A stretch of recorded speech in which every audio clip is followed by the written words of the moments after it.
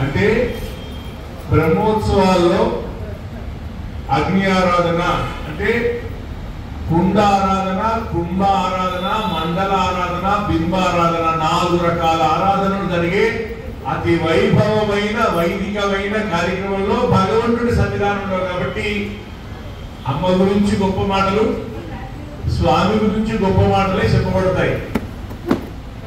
దాంట్లో ఏదైనా ఒకటో ఎక్కడైనా మనకి నవ్వొచ్చేది చమత్కారం ఉంటే ఉండొచ్చు, తప్పలేదు. కానీ చమత్కారం కొరకు స్వామినో అమ్మనో దిగజార్చి చెప్పడం ఉండొద్దు, ఉండదు, ఉండకూడదు కూడా.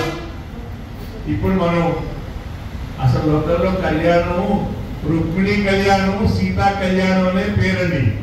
అంటే అమ్మ గొప్పతనం, కళ్యాణంలో అమ్మకే ప్రాధాన్యం అని. ఈ అమ్మ అయోనిజ, పుట్టుకలో పవిత్రమైనది, పెంపకంలో జనక చక్రవర్తి పెంపకంలో పెరిగింది. మారు మాట ఇలా ఉండు అలా ఉండు అని వేరొకరెవరు మూడో వ్యక్తి చెప్పాల్సిన అవసరం లేకుండా పెరిగింది. కర్తవ్యాన్ని పాటించడంలో పరమ దక్షురాలు, అయినా సుకుమారురాలు. ఎంత సౌకుమార్యం అంటే ఎవరైనా ఇలా 4 సార్లు తేలిపాలు చూస్తే చూపులకే కందిపోతుందా అనేంత సౌకుమార్యం. అమ్మ పద్మంలో పుట్టింది, పద్మంలో నివాసం ఉన్న ఆ పద్మంలో ఉండేటువంటి పుప్పొడి, మెత్తని పుప్పొడే ఆమె గరుగ్గా ఉంది. అలాంటి అమ్మ కాబట్టి అమ్మాయికి సంబంధించిన వాళ్ళకి బెంగళూరు ఉంటాయి. నేను కూడా 2 అమ్మాయిలు తండ్రినే. అమ్మాయికి సంబంధించిన బెంగళూరు ఉంటాయి. పెంచి పెద్ద చేసి అశోచ్యాహి పితృకన్యా సద్భక్తు ప్రతిపాదిత. అమ్మాయి తండ్రి ఒక మంచి యోగ్యుడికి ఇచ్చినప్పుడే అమ్మ నేను కన్న తీరుకు పెంచిన పద్ధతికి సార్థక్యం అనుకుంటారు. కాబట్టి వాళ్ళ లోకపావని అని పిలువబడేటువంటి సీతమ్మ, అటువంటి సీతా స్వయంవరంలోకి దూరం నుంచి వచ్చారు. శివధను భంగం చేశారు. రాముని పరాక్రమం అయితే తెలిసిపోయింది, దాంట్లో సందేహం లేదు. స్పష్టంగా తెలిసింది కాబట్టి తెలిసిన పరాక్రమంలో మాకేమీ అభ్యంతరాలు లేవు, భేషజాలు లేవు, గుణాలను ఒప్పుకుంటాం. కానీ మా అమ్మ సొమ్ము, ఈ సొమ్మైన అమ్మను బాగా చూసుకుంటాడా? మా అమ్మ జీవ కోటికి ప్రతీక. జీవులు ఉంటేనే దేవుడు ఉంటారని నేను ఎప్పుడు అన్నారు. జీవులను పరిపాలిస్తాడా? సొమ్మును జాగ్రత్తగా చూసుకుంటాడా? ఆమె సౌకుమార్యానికి, ఆమె సౌందర్యానికి, ఆమె సౌగంధ్యానికి, ఆమె పుట్టుకలోని పావిత్రతకు, లోకపావనిగా ఉన్నటువంటి తీరుకు, పెరిగిన పెంపకంలోని విషయానికి, ఆ గుణాలను బట్టి కానీ, రూపాన్ని బట్టి కానీ, ఆ వంశ మర్యాదను బట్టి కానీ ఏమైనా కొన్ని వివరాలు చెబితే మేము కొన్ని వివరాలతో మళ్ళీ ప్రొసీడ్ అవుతాం. ఇప్పుడు వీళ్ళ విషయాలు వాళ్ళకి, వాళ్ళ విషయాలు వీళ్ళకు చెప్పడానికే కొన్ని మ్యారేజ్ బ్యూరోస్ ఏర్పడ్డాయి. కాబట్టి ఆ కాంబినేషన్ వివాహశ్చ వివాదశ్చ సమయోరేవ శోభతే. కయ్యానికైనా వియ్యానికైనా సమౌజ్జి ఉండాలి. కాబట్టి సమౌజ్జి గురించి ప్రశ్నిస్తున్నాం. జై శ్రీరామ్.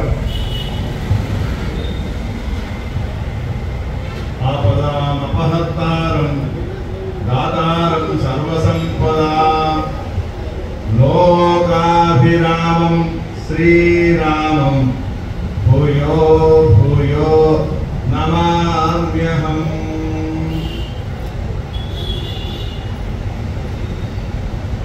అమ్మవారి యొక్క విశేషాలని చాలా చక్కగా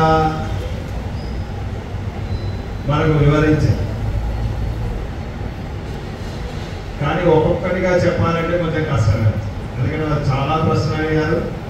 వాటన్నిటికీ సమాధానం అంటే ఒక్కొక్కటిగా గుర్తుపెట్టుకోవాలని చెప్పడం కష్టమే. కానీ మా స్వామికి ఉండే విశేషాలను మాత్రం చెప్పారు.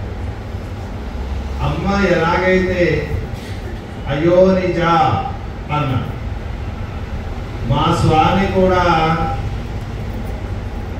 అజాయమానో బహుధా విజాయతే అని వేదం చెప్తుంది. ఆయన పుట్టుక లేనివాడు, అయినా మనకంటే అధికమైన రీతిలో ఆయన పుడుతూ ఉంటాడు. ఆయన పుడుతున్నాడు అనకూడదు, ఏమనాలి, అవతరిస్తున్నాడు. అక్కడి నుంచి ఇక్కడికి దిగి వస్తున్నాడు మనం రక్షించడంలో. కనుక అంకువైత్తు ఇంగుప్పిరందా అంటారు ఆళ్ళు. అక్కడ ఎలా ఉన్నాడో స్వామి, ఆ స్వామి ఈ లోకంలో అవతరించాడు. అవతరించడంలో పంచభౌతికమైనటువంటి శరీరం కాదు రామచంద్ర స్వామి, పంచ ఉపనిషన్మయమైనటువంటి శరీరం. అలా అక్కడ ఉండేటువంటి పంచ ఉపనిషన్మయమైనటువంటి స్వరూపంతో స్వామి ఈ లోకంలో అవతరించాడు. కానీ మానవుడితో సమానంగా కనిపిస్తూ ఉన్నాడు. కారణం ఏమిటి? ఆయన అవతార ప్రయోజనం.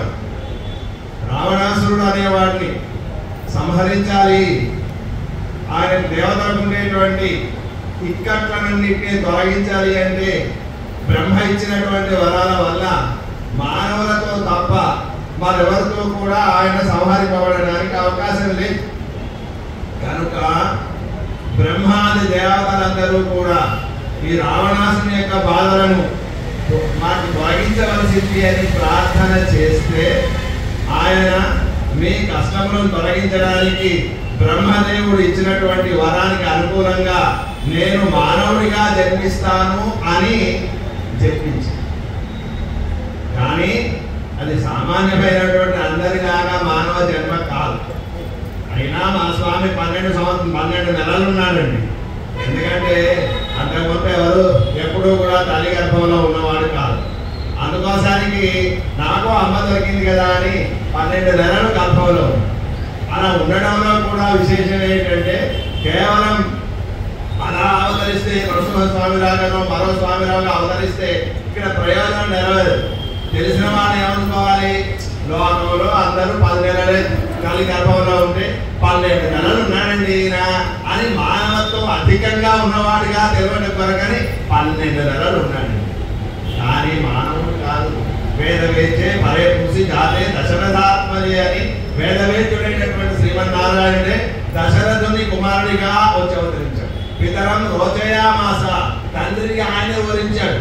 ఈ దశరథునికి నేను కుమారుడిగా జన్మించాలని కోరుకొని వచ్చినటువంటి వాడు. అంతేకాదండి, ఉత్తమమైనటువంటి వంశం. మీరు ఎలాగైతే కర్మానుష్ఠానం కలిగినటువంటి జ్ఞానవంతమైనటువంటి వంశం అని చెప్పారో మాది ఇక్ష్వాకు వంశం. ఇక్ష్వాకు వంశం అంటే జగత్ ప్రసిద్ధి అయినటువంటి వంశం అని. అలాంటి గొప్ప వంశంలో జన్మించినటువంటి వాడు. అంతేకాదు, తండ్రి గారేమో సామాన్యమైనటువంటి వ్యక్తి కాదు. ఎలాంటి వాడు? శంబరాంతకుడు. దేవతలకు కూడా యుద్ధం చేయడానికి సహాయంగా వెళ్ళినటువంటి పరమ వీరుడైనటువంటి దశరథ మహారాజు యొక్క కుమారుడు. ఇక ఆయనకి సంపద అంటారా?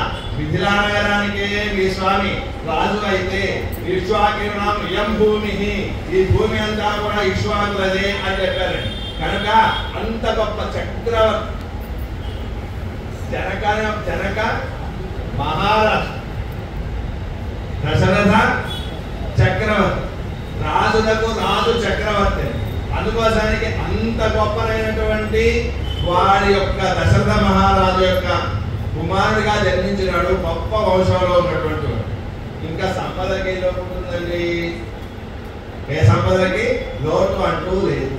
కనుక మీరు జన్మలో చూడాల్సిన అవసరం లేదు. ఆయన సాక్షాత్తుగా అవతరించి కారణ జన్ముడిగా వచ్చినటువంటి వాడండి. అందుకోసానికి ఈ రూపమే కానీ సహజంగా ఆయన సాక్షాత్ శ్రీమన్నారాయణుడే. అమ్మ ఎలాగైతే అయోనిజ అయ్యిందో అలాగే స్వామి కూడా అలాంటి వాడు. ఇంకా సౌందర్యం అంటారు. రామ సర్వసత్వ మనోహర, వారిని కీర్తిస్తాడు. సర్వసత్వ మనోహర. సత్వములు అంటే ప్రాణులు అని అర్థం. ప్రాణులన్నిటి యొక్క మనస్సును దోచుకునేటువంటి వాడు. అదేమిటి? మానవుల, జంతువుల, వృక్షాల, అడవులు ఉండేటువంటి క్రూరముగాల, లేదా వైరాగ్య సంపన్నులైనటువంటి మహర్షుల. ఇది ఏమీ తేడా లేదు. రాముణ్ణి చూసినటువంటి ప్రతి వారు కూడా మోహపడవలసిందే. విశాలమైనటువంటి కమలపత్రాక్ష తామర పూల వంటి అందమైనటువంటి నేత్రములు కలిగినటువంటి వాడు. ఒక్కొక్కరు ఎట్లా ఉంటాడంటే మా స్వామి, ఒకవేళ ఎవరైనా సరే రాముణ్ణి చూడకపోయినా, రాముని చేత చూడబడకపోయినా లోకమంతా నిందిస్తుంది. కాదు, తనకు తానే చీరామకెందుకురా రాముని నేను చూడకపోతే, రాముడు నన్ను చూడకపోయే అనుకునేంత గొప్ప తనకు కలిగినటువంటి. ఇంకా స్వర్గమానమే కాదు, ఆయన ఉండేటువంటి ఎంత గొప్ప మనస్సు అంటే, లోకంలో తన యొక్క రాజ్యంలో ఎవరైనా ఒకరు దుఃఖపడితే ఆ దుఃఖాన్ని చూసి కావనుకున్నాడు, భృషం భవతి దుఃఖిత, దుఃఖపడతాడు. అంతేకాదు, ఎవరైనా కనుక శ్రేష్ఠ సంతోషపడుతుంటే చూసి ఏం చేస్తాడు, పితేవ పరితుష్యం. ఇలాంటి వాడు ఉంటాడండి లోకంలో.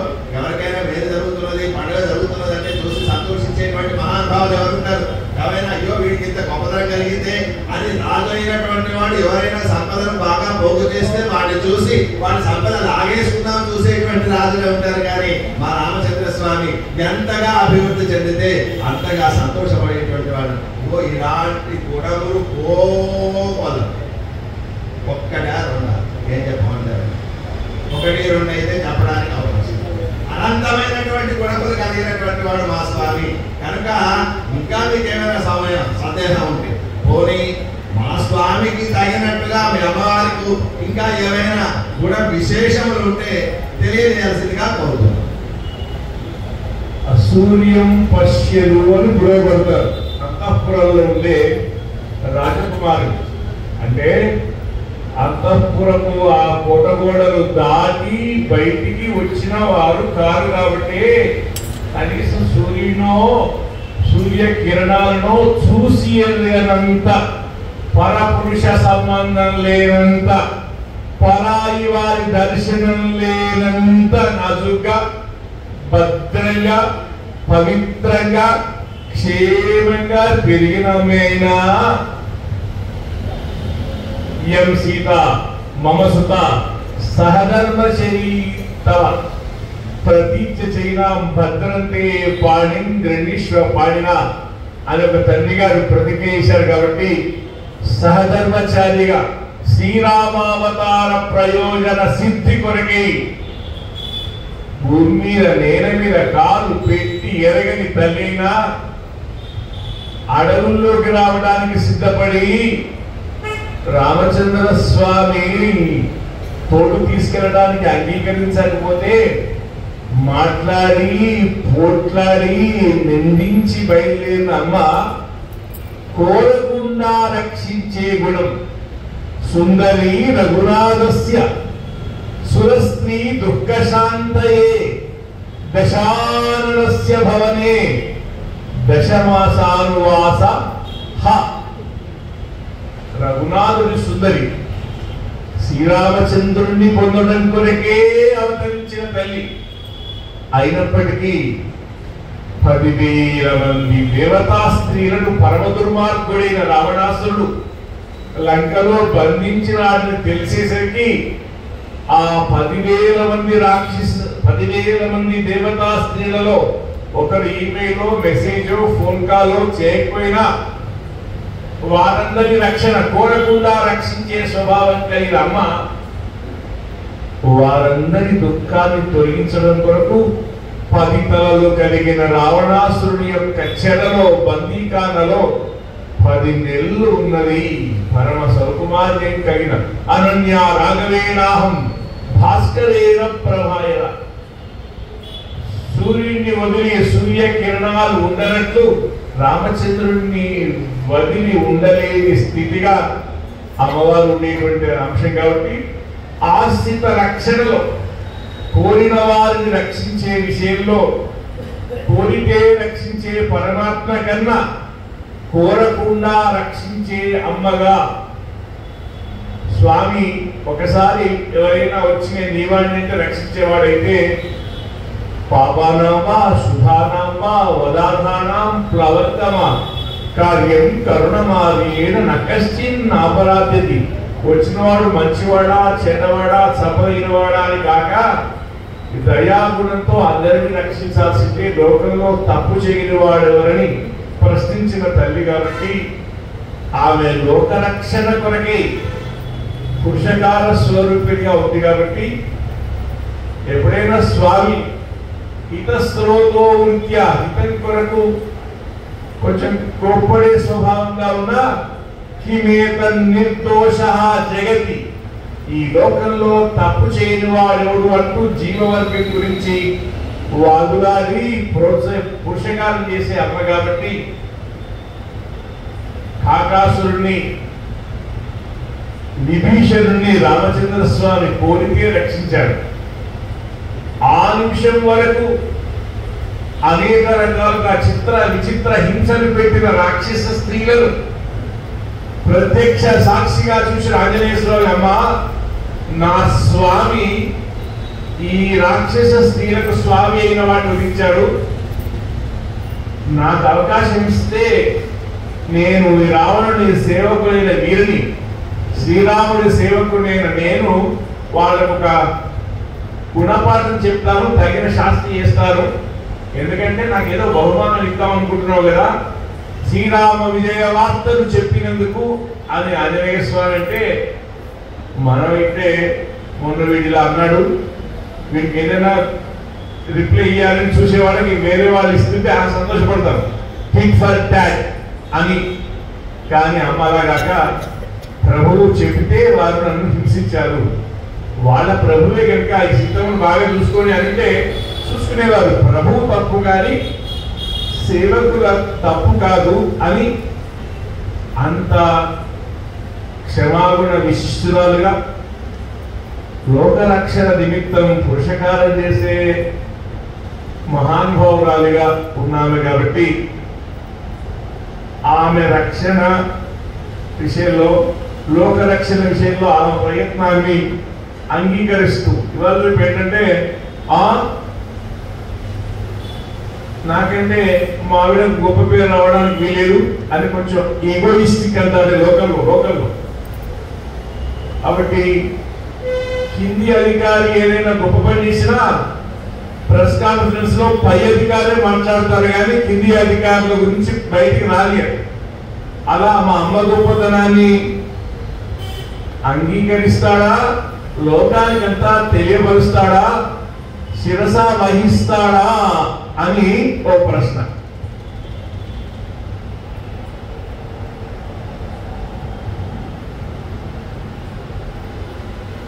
స్వామి లోకంలో అవతరించిందే లోకాన్ని రక్షించడం కొరకే వచ్చింది.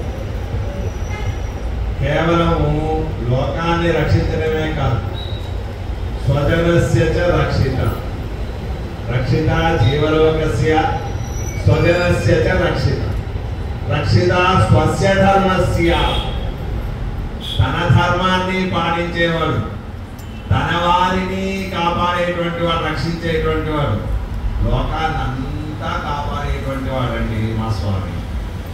అందులో ఒక భాగం సీతమ్మ, అందులో ఒక భాగము రావణాసురుడు, అందులో ఉండేటువంటి వాడు ఆంజనేయ స్వామి వారి వారందరూ కూడా అందులో ఒక భాగమైన వారు. ఆయన ప్రధాన లక్ష్యమే లోక రక్షణ. వివాహం చేసుకునేది కూడా దేనికోసము? లోక రక్షణ హేతునా అని, లోకాన్ని రక్షించాలనేటువంటి కారణం చేతనే సీతమ్మను వివాహం చేసుకుంటున్నాడు స్వామి. ఆయన చాలా మెత్తటి మనసు కలిగిన వాడు. ఏమి ఎండకన్ను ఎరగని ఇల్లాలు అని చెప్పారు కదా, అందుకోసానికి అడవులకు వెళితే ఎన్ని కష్టాలు పడాల్సి వస్తుందో పాపం. మా నాన్నగారు నన్ను ఒక్కడినే వెళ్ళమన్నాడు కదా, అందుకోసానికి నేను ఒక్కడిని వెళ్తాను, కానీ నాతో పాటుగా ఇంత సుకుమారైనటువంటి సుందరి అయినటువంటి ఈ సీతమ్మని ఎందుకు కష్టపెట్టాలి అని మా నువ్వు రాకు అన్నారు. అంతేగాని వెంట తీసుకుపోవడానికి భయపడో దేనికో కాదు. ఎంత ప్రేమ ఉంటే అలా కదా. కనుక అలాంటి ప్రేమమూర్తి మాస్టర్ అర్థం చేసుకోలేకపోయింది కొంచెం. ఎందుకు ఇక్కడ ఉండమంటున్నాడు అర్థం చేసుకోలేక పాపం ప్రేమతోనే కావచ్చు. ప్రణయాచ్చ అభిమానాచ్చ శిక్షేప రఘురాఘవం పరిశిక్షేప రాఘవం అంటే నన్ను తీసుకుపోవట్లేదు అనేటువంటి లోపల కొంచెం అయ్యో ఈ వదిలిపెట్టి ఎలా ఉండగలను అనేటువంటి ప్రేమ. దీంతో ఎలాగైనా ఆయనతో వెళ్ళాలని కాస్త ఆమె కఠినంగా మాట్లాడింది. అయినా మా స్వామి కోపడలేదు. ఏమన్నా ఎంత కఠిన మాట అన్నాడండి, అనగలిగినటువంటి మాటేనా? ఏ సాధ్య అలా అంటుందా? మా నాన్నగారు ఇగో పురుష రూపంలో ఉన్న స్త్రీకి ఇచ్చాడు అంటాడంటే ఎవరైనా? ఆ మాట కూడా అన్నదండి. అన్నా బాధపడ్డాడా? సరేనమ్మా నేను తీసుకొని వెళ్తాను. ఆమె మనస్సును గుర్తిరిగాడు, తీసుకొని వెళ్ళాడు. ఇది ఆయనలో ఉండేటువంటి గొప్ప. ఇక లంకకు వెళ్ళింది సీతమ్మనే, లంకకు వెళ్ళింది, తీసుకొని వెళ్ళింది. ఆ వెళ్ళినటువంటి సందర్భంలో అంతమంది దేవతా స్త్రీలను కాపాడాలని వెళ్ళన్నారు కదా. అసలు ఈయన వచ్చిందే దేవతా వర్గాన్ని అంతటినీ కాపాడు. దేవతలు అంటే స్త్రీలను కాకుండా దేవతా పురుషులను ఉన్నారనుకోండి, దేవతలను కాపాడితే అప్పటికి వీళ్ళని సంహరించేస్తే, రావణాసుని బాధలు తొలగించేస్తే మరి మీరందరూ కలిసి హాయిగా సుఖంగా ఉండరా? కేవలం దేవత పురుషులను మాత్రం, పురుష దేవతలు మాత్రమే కాపాడట్లేదే ఆయన.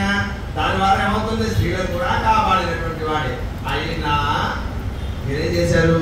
కాస్త భాగం పంచుకొని ఉండాలండి. భార్యాభర్తలు కదా, అంత శరీరం కదా, ఈ బాధ్యతతో నేను కూడా బాధ్యతలు పంచుకుంటారు. నువ్వు పురుషులను రక్షిస్తే నేను స్త్రీలను రక్షిస్తాను అని బాధ్యత పంచుకోవాలి.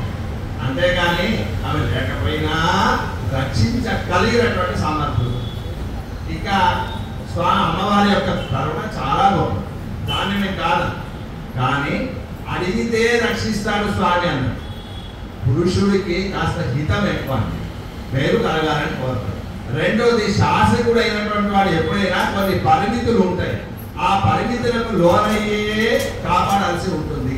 కనుక అడిగితే కాపాడాలి. అడగకపోతే ఏదైనా సరే పురుషార్థం కావాలండి. పురుషార్థం అంటే ఏంటి? తాను కష్టపడి సంపాదించుకుంటే అది పురుషార్థం కదండి. ఎదుటివాడు కాపాడమని అడిగితే కాపాడినప్పుడు ఆ ప్రేమ అవుతుంది. అబ్బా మా స్వామి కాపాడాడు అంటాడు. లేదనుకోండి, అడగకుండా కాపాడాల్సింది. నేను అడిగానా, ఆయన ఏదో నన్ను అడవేసి, లేకపోతే నన్ను నేను కాపాడకపోయానా అంటాడు. అంత అహంకారం కదా. అందుకోసానికి కాపాడమంటేనే కాపాడుతాను నియమం పెట్టుకున్నాడు.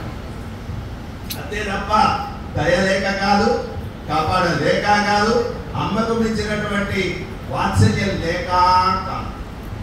కారణం ఏంటంటే ఒక నియమం, రాజు అయినటువంటి వాడు కొన్ని నియమాలతో పరిపాలన చేయాల్సి ఉంటుంది కనుక ఆ నియమబద్ధుడై రక్షాపేక్ష ప్రతీక్షని అని దీక్ష పెట్టుకొని ఉన్నటువంటి వాడు కనుక ఆకాసురుడు కాళ్ళ మీద పడితే రక్షించాడు అంటున్నారు.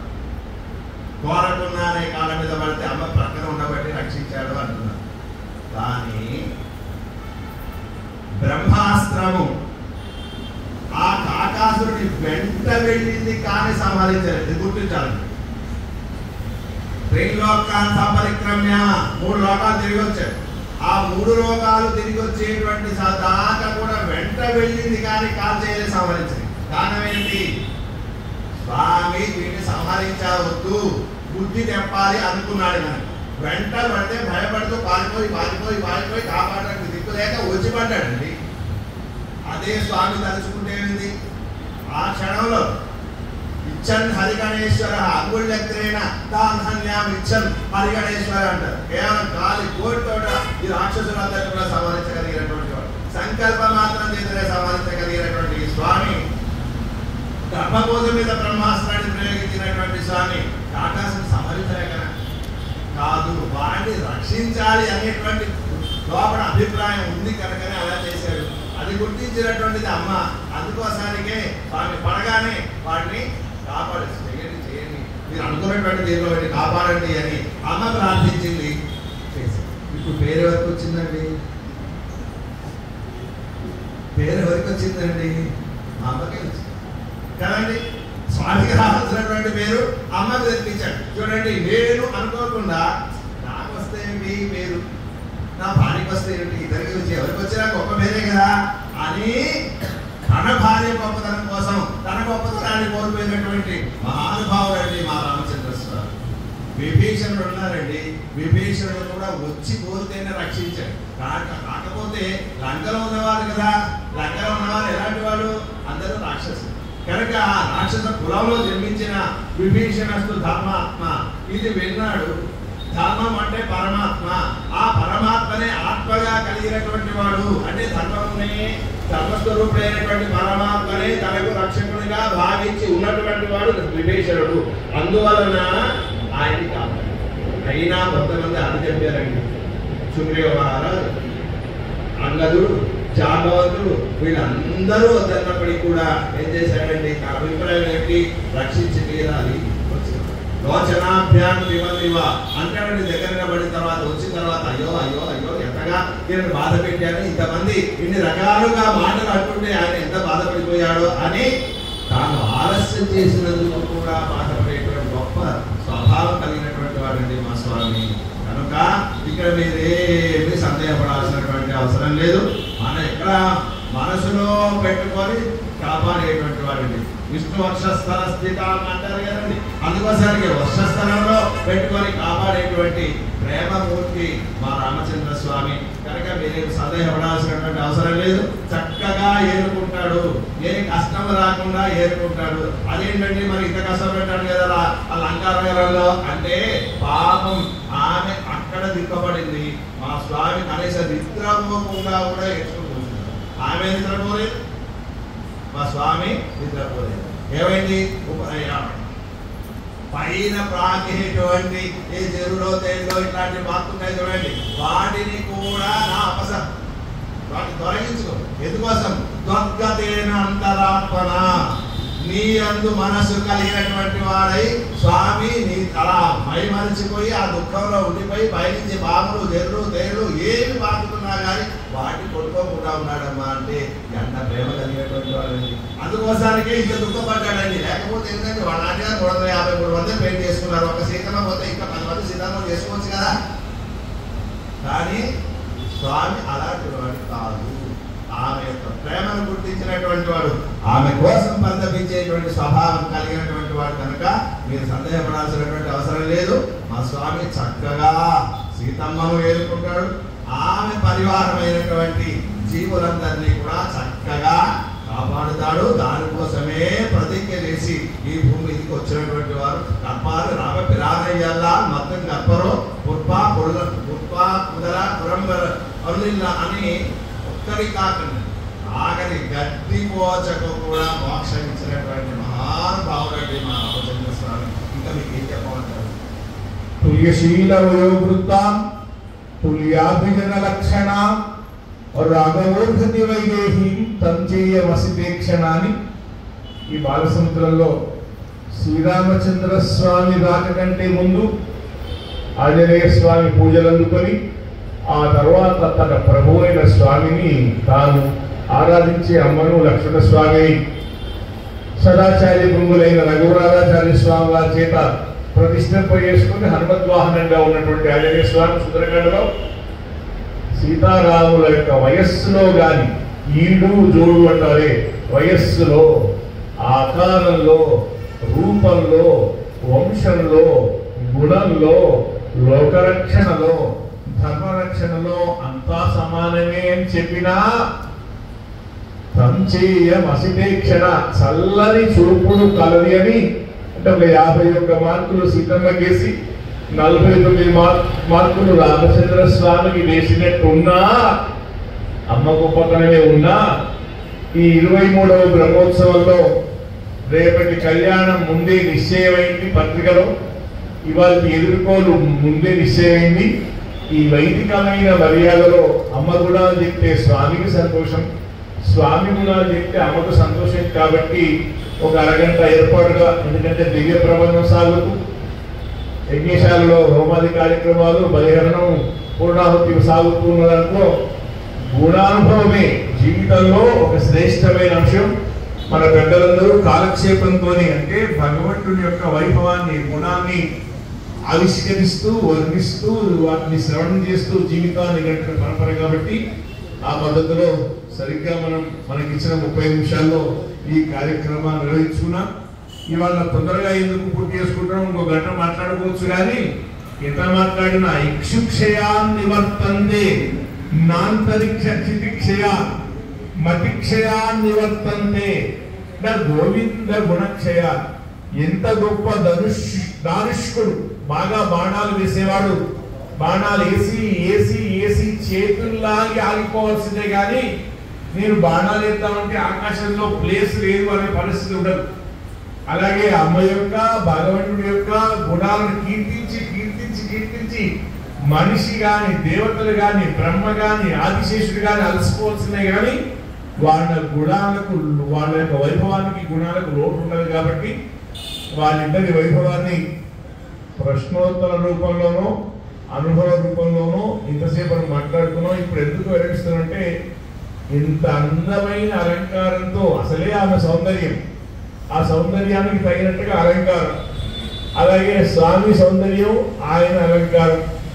వాళ్ళిద్దరు అలా కాస్త ఒకరి గుణాలు విని ముసుగుసలు నవ్వుకుంటూ రేపటి కళ్యాణానికి సంబంధించిన ముచ్చట్లన్నీ వాళ్ళు మాట్లాడుకోవడానికి అవకాశం ఇస్తూ, పెళ్లికి కూడా ఎవరింట్లో ఎక్కడ ఏ ఫంక్షన్ హాల్ అయినా ఒక్క పెళ్లి హాల్ ఉన్నాయి కాక పెళ్లింట్లోనే కాక అందరు కాదనుకున్న వాళ్ళందరూ కూడా బ్యాంకులకు వెళ్ళాలి, లాకర్లో నగలు తెచ్చుకోవాలి, మ్యాచింగ్ చూసుకోవాలి, ఐరన్ చూసుకోవాలి, ఓహో దానికి క్యాప్ బుక్ చేసుకోవాలి, ఇన్ని ఏర్పాట్లు ఉంటాయి. కాబట్టి ఈ భక్తులందరూ క్షేమంగా తొందరగా ఇంటికి వెళ్ళి రేపు తొందరగా కళ్యాణానికి సిద్ధమై రావాలి. కాబట్టి ఆంజనేయ స్వామి వివాదం లేకుండా ఇద్దరికి ఈడు చూడని చెప్పారు. కాబట్టి ఈ కార్యక్రమాన్ని మనం ముగించుకుంటూ రేపటి కళ్యాణం నిజంగా చాలా వైభవంగా జరగబోయేటువంటి కళ్యాణం. ఈ ఒక మాట చెప్పుకొని ముగించుకున్నాం. ఎందుకు కళ్యాణం అంటే శ్రీరామనవమి రోజు కళ్యాణం ఉంటుంది. యస్యావతార దివసే తస్య కళ్యాణమాచరే. శ్రీరామనవమి రోజు ఆయన అవతరించారు కాబట్టి ఆయన కళ్యాణం. ఈ కళ్యాణానికి ఉండే ప్రత్యేకత ఏంటంటే బ్రహ్మ ఆయన సృష్టిలో మొదటి వాడిన శంకరుడు ఇంకా మిగతా దేవతలు 33 కోట్ల దేవతలు 3 కోట్ల దేవతలు 2 మాటలు ఉన్నాయి కదా, అంతమంది దేవతలు వచ్చున్నారు. దేవతలు కూడా ఏ సీతారాముల కళ్యాణాన్ని దగ్గర నుండి దర్శిస్తుంటారో సేవిస్తుంటారో ఆ దేవతలతో కలిసి భక్తులమైన మనకు కూడా సేవించే అదృష్టం. కాబట్టి రేపటి కళ్యాణోత్సవానికి ప్రాధాన్యం ఉంది. మనం వద్దాం, అందరిని ఆహ్వానిద్దాం, అందరి సమక్షంలో భగవంతుడికి అమ్మవారికి జరిగే కళ్యాణాన్ని సేవించి వారి కటాక్షాన్ని పొంది లాభపడదాం. జై శ్రీమన్నారాయణ. వచ్చే సంవత్సరం 24వ సంవత్సరం రామచంద్ర స్వామి ఇక్కడికి వేంచేసి ద్విపుష్కర సంవత్సరం అంటారు. 12కు ఒక పెద్ద పండుగ జరిగింది. చాలా మంది జ్ఞాపకం ఉంటుంది. ఈ పక్కనంతా కూర్చొని చాలా మంది రామాయణం అంతా పాలన చేశారు. దానికి చాలా చాలా పెద్ద వ్యవస్థ చేయాల్సి ఉంటుంది. అందుకొరకే పూర్వం చాలా మంది దేవాలయాలు కట్టేవారు కాదు. ఇప్పుడు చాలా దేవాలయాలు కడుతున్నారు. కట్టిన దానికి ఆ వైభవ నిర్వహణ చాలా ముఖ్యం. అదంతా కార్యక్రమం ఉంటుంది. కాబట్టి అటువంటి రెండవ పుష్కర బ్రహ్మోత్సవానికి కూడా స్వామి అమ్మ మనకు సర్వ శక్తులను అనుగ్రహాన్ని ఇవ్వాలని కోరుకుంటూ, కళ్యాణంలో ఆయన ఎప్పుడు శుభాలు ఇచ్చేవాడు. నిత్య కళ్యాణం పచ్చదోరణం. కాబట్టి ఆయన వైభవం ఇవాళ లోకానికంతా రామాలయం యొక్క, రాముని గుణాల యొక్క, రామాయణం యొక్క అవసరం చాలా ఉంది. కాబట్టి అందుకొరకు రామచంద్ర స్వామి అనుగ్రహించాలని కోరుకుంటూ జై శ్రీరామ్.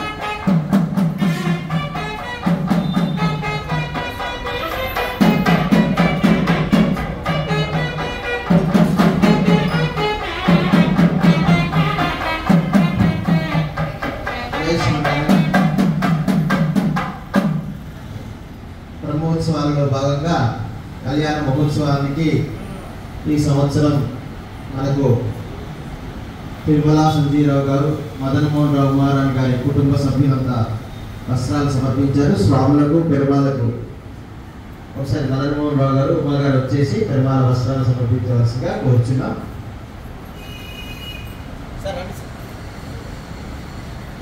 మీరు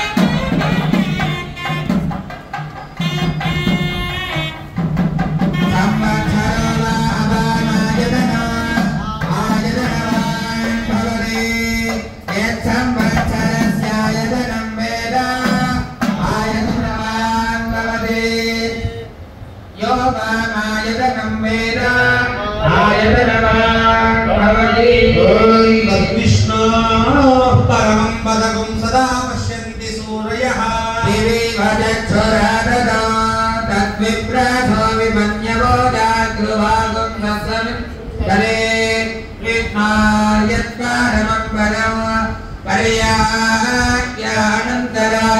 सर्वस्त्वमादिनात्रवृत्तमः भवति सर्वस्याप्ये सर्वस्य जित्ये सर्वमेव तेन आप्नोति सर्वं जयति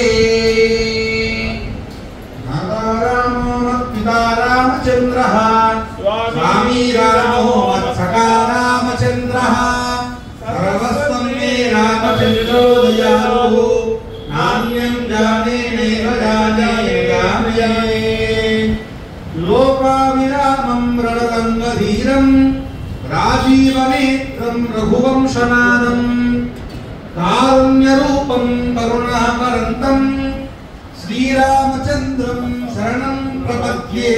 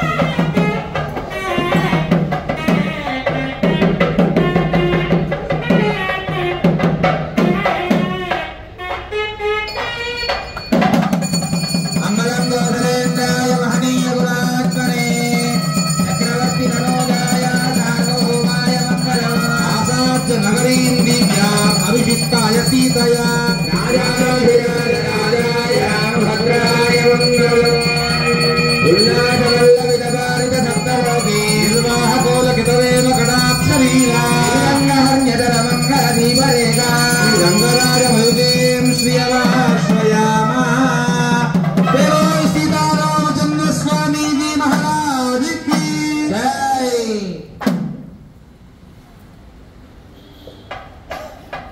కీర్తన వాయిస్తున్నాం.